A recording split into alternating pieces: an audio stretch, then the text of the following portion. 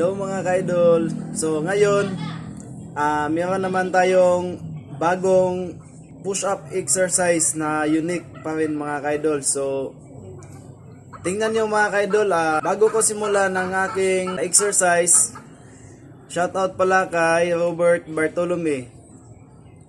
Okay mga ka-idol, i-execute na natin ang ating updated exercise.